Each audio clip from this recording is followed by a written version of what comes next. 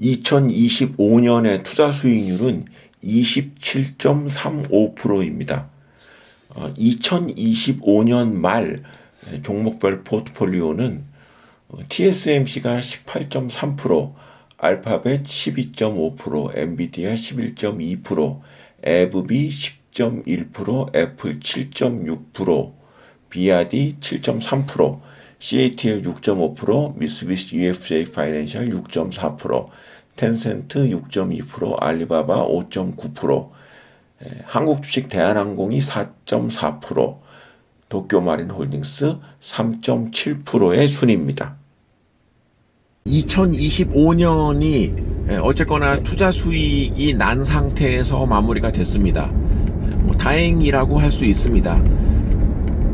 결과만 본다면 2025년에 주식 투자로 해서 손해가 난 사람은 거의 없습니다. 왜냐면은 우리나라뿐만 아니라 전 세계 모든 국가의 주가가 상승세를 보였기 때문에 투자를 오래 한 분이라면은 손해가 날 일은 없었던, 어찌 보면 투자하기 굉장히 쉬웠던 한 해였다고 할 수 있습니다.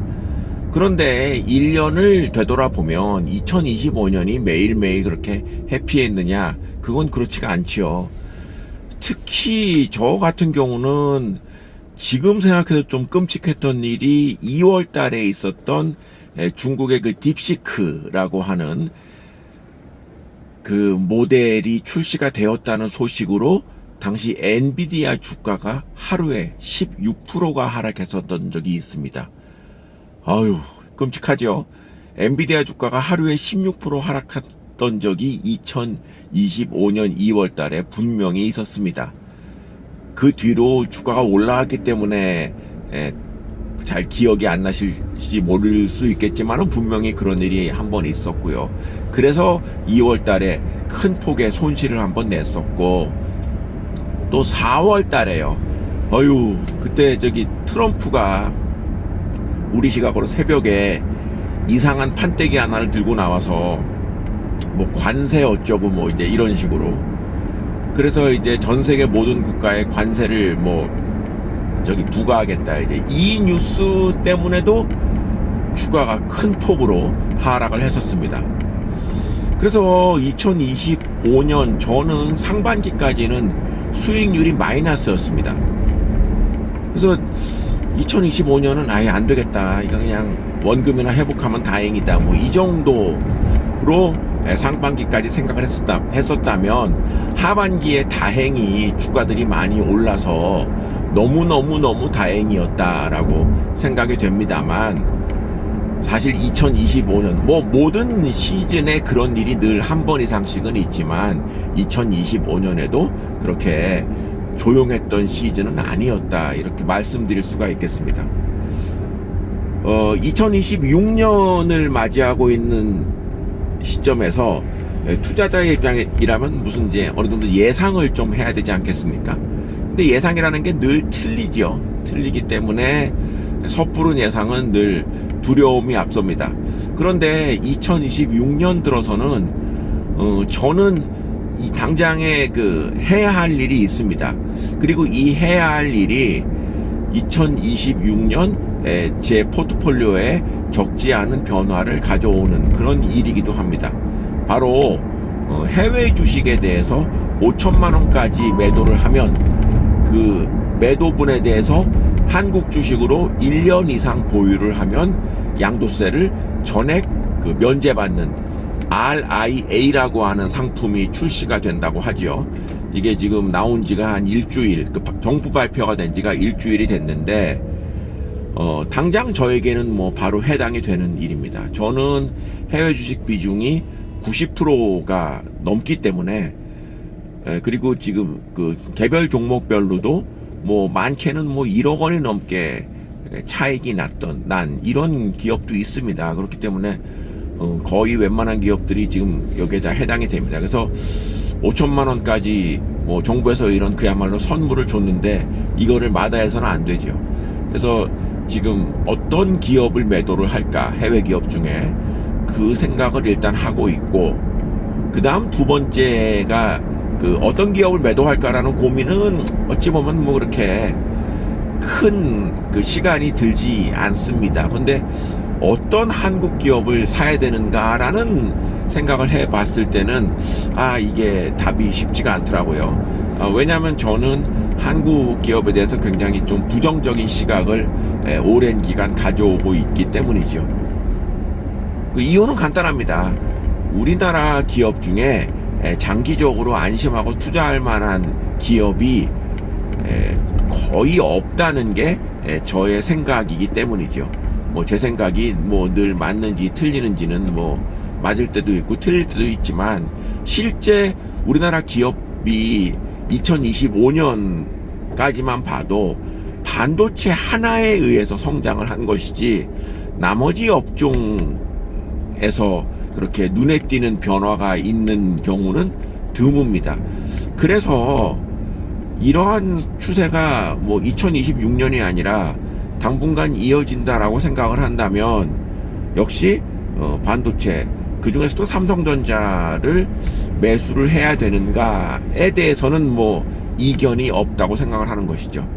그냥 다 삼성전자 하나로 다 사버릴까 이 생각도 이제 듭니다만은 100% 행동으로 옮기기에 좀 주저되는 것은, 삼성전자가 좋은 거는 이 세상 사람 다 아는 일인데 과연 2025년처럼 이렇게 폭발적인 상승세가 2026년에도 이어질 것인가.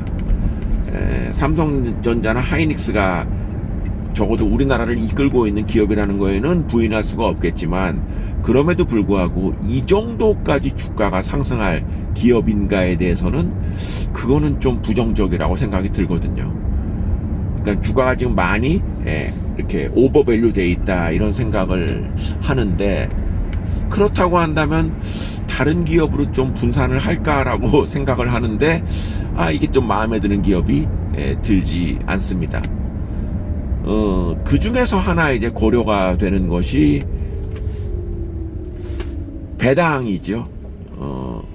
지금 이제 그 RIA라는 상품을 보면은 1분기까지 해외 주식을 매도하고 한국 주식 1년 갖고 있으면은 100% 이제 양도세 면제가 되기 때문에 3월 말까지 이 액션을 취해야 됩니다. 그런데 그 3월이 그 배당 기준일인 기업들이 적지 않이 있습니다. 주요 이제 금융사들이 그런 경우가 있는데요. 그건 뭐 너무나 당연히 그 배당 기준일이 3월인 그런 기업이 또 두 번째 고려 대상이 될 수밖에 없는 것이죠. 그리고 올해는 아마 기업들의 배당이 작년보다 늘어날 것이 거의 확실시되는 경우가 특히 금융사 쪽에서 많이 있을 것이기 때문에 역시 그 두 번째 고려 대상이 이 금융주가 될 것이다.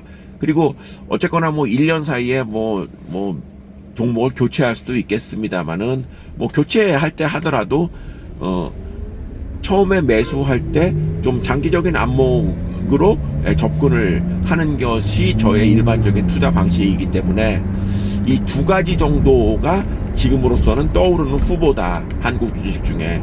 이렇게 생각을 할 수 있는 것이죠. 그리고 또 1월은 실적이 발표되는 그런 시즌입니다. 이거는 뭐 2026년 뿐만 아니라 투자를 할 때 가장 우선적으로 고려해야 될 것이 1년에 4번 발표되는 기업의 실적이죠. 그래서 역시 그 해외 기업 중에서 어떤 기업을 매도할 것인가, 지금 뭐 모든 기업이 다 수익이 난 상태이기 때문에 그 기준도 1월 달에 발표되는 실적을 보고 좋지 않은 성과가 나타났다라고 한다면 역시 1순위의 매도 기업이 될 수가 있겠고요. 그 다음 역시 두 번째로는 그럼 어떤 한국 기업을 사야 되는가, 또 마찬가지의 고려 대상인 것이죠. 이번에는 1분기, 그러니까 1월 달에 발표되는 것이 작년 4분기까지의 실적이기 때문에 그 실적이 양호하게 나타난 그 기업을 역시 우선적으로 매수의 대상으로 이렇게 삼는 것이 지금 시점에서 제가 어느 정도 이제 예상할 수 있는 저의 행동이다라고 생각을 하는 것이죠. 그 이외에는 뭐 그렇게 현 시점에서 그 특별하게 그 루틴하게 그 보유 기업을 계속 그 가져가는 이런 루틴은 계속 이어질 것이라고 생각을 하는 정도가 2026년을 맞는 저의 투자 자세다, 이렇게 생각을 합니다.